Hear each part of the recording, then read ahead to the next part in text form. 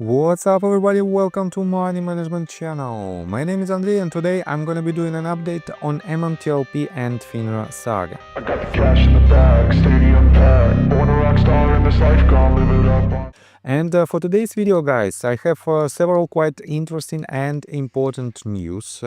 First of all, I will show you some update in regards to the yesterday's video about the process how MMTLP shares became tradable. On top of that, I will show you an update of Scott Traught's lawsuit, and I have to admit that the results are quite debatable, let's put it this way.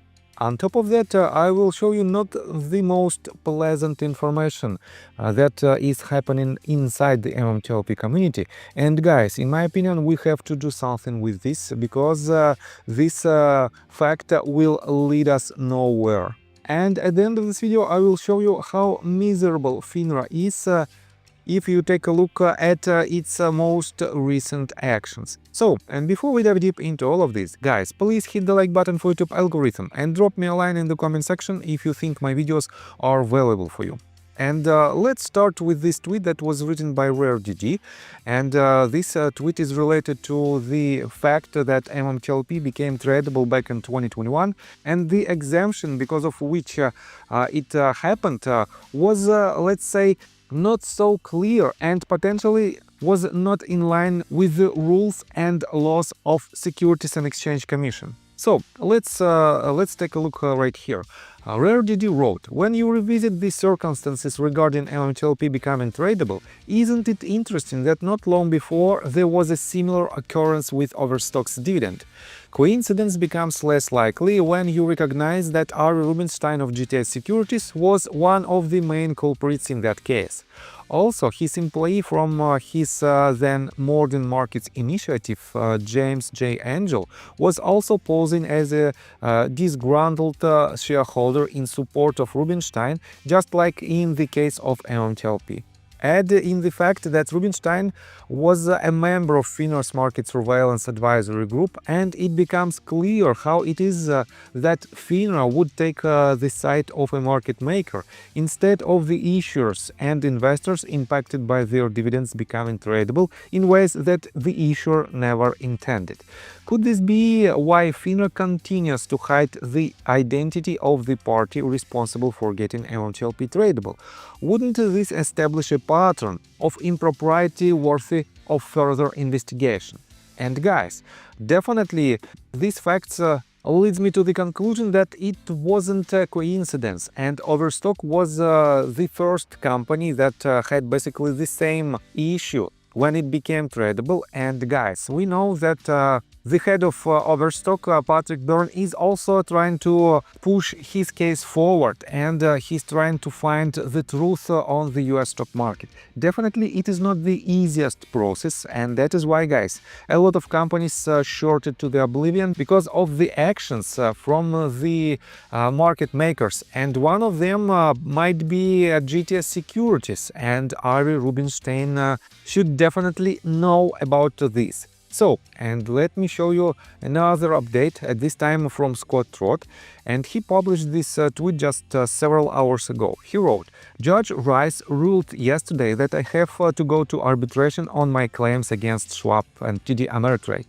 Disappointed but not unexpected. Was truly hoping that she would use the evidence destruction issue by Schwab as the barrier to arbitration. There are arguments to appeal to the Second Circuit, and there are also good arguments to take it to the Hope in the arbitration and ask for Schwab's trading records. Daniel Spears has got a records request into FINRA for Schwab and TD Ameritrade's records pursuant to 4511. And the rest of the gang has pointed out there is a bunch of people in other lawsuits to start attacking arbitration agreements as fraudulent because Schwab TD Ameritrade never disclosed the amount of counterfeits they had when they asked us all to renew the client agreements. We all know this is a long slog, to my opinion. My options with Schwab are still under consideration.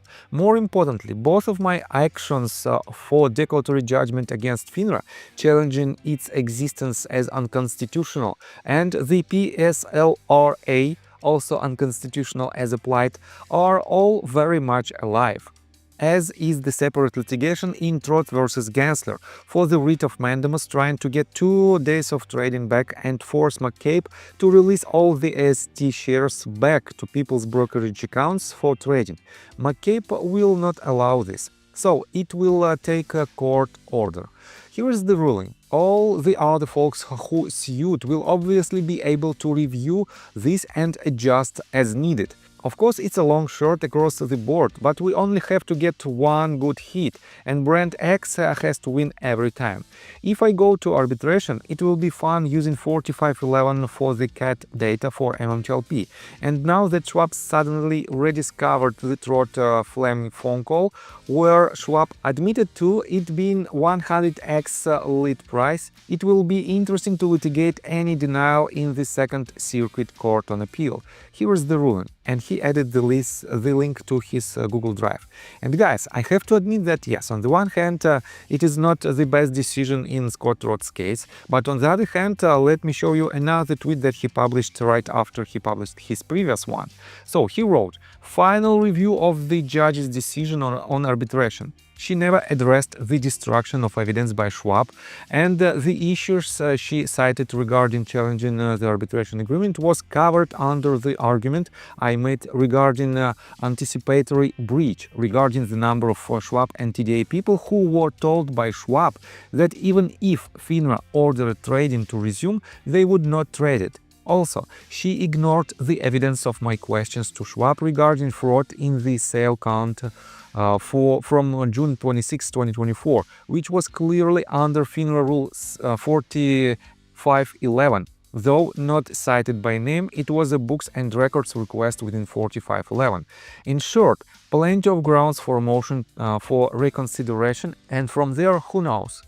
So guys, definitely it is not the end of this litigation, it is just one part of these actions, and I have to admit that yes, unfortunately it is not so successful. But guys, why in the world a lot of people, a lot of MMTLP community members are trying to attack Scott? If you take a look at his Twitter account and switch to replies, you can see how many people are trying to attack him. Happy and Positive, KK, next one is right here, Jimmy Ricketts. Guys, why do you have so much hate towards Scott? Imagine this situation just for a second. If Scott wins this case, what will you do in this matter? Will you accept the remedies that will be paid to all of the shareholders? Will you trade MMTLP shares for 2 additional days if the judge grants this decision? And if the answer is yes, in this case, guys, why so much hate towards Scott? Definitely, he is trying to help the MMTLP community, but at the same time, the same community is trying to push his case down for whatever reasons.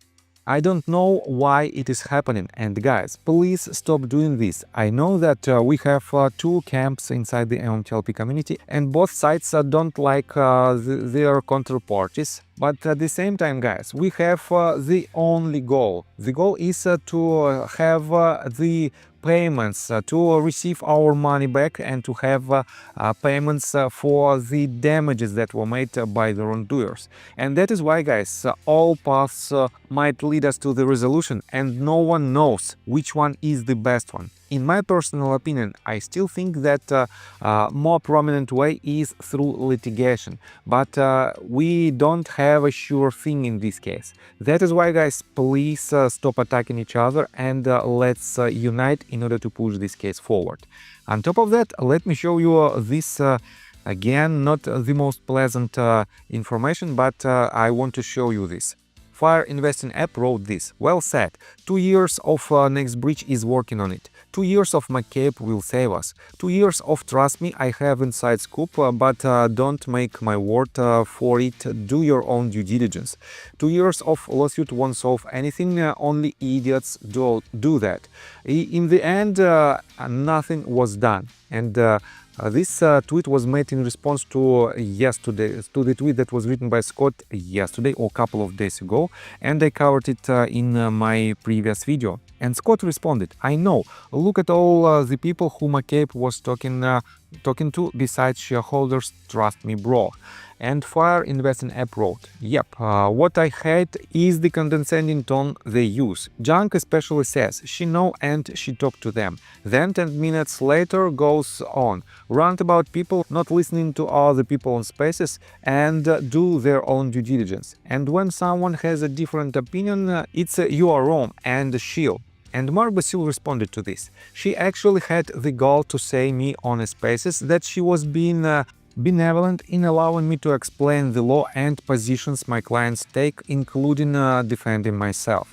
Talk about a shill and narcissist. My staff blocked her that day forward, but she will likely be hearing from us soon. So guys, in my opinion, the canyon in between these two camps who are trying to fight each other is growing. And I don't like this fact, but I can't do anything with this. And I just want to show you that this path will lead us nowhere. And we have to fight against our opponents. And they are not inside the community. So, let me show you another quite interesting update. Market News wrote this 14 hours ago. Just in, FINRA reports their enforcement action for 2024, fining Citadel $1 million for tens of billions failed reporting data. Citadel Securities failed to report data for tens of billions of equity and option order events between 2020 and 2024.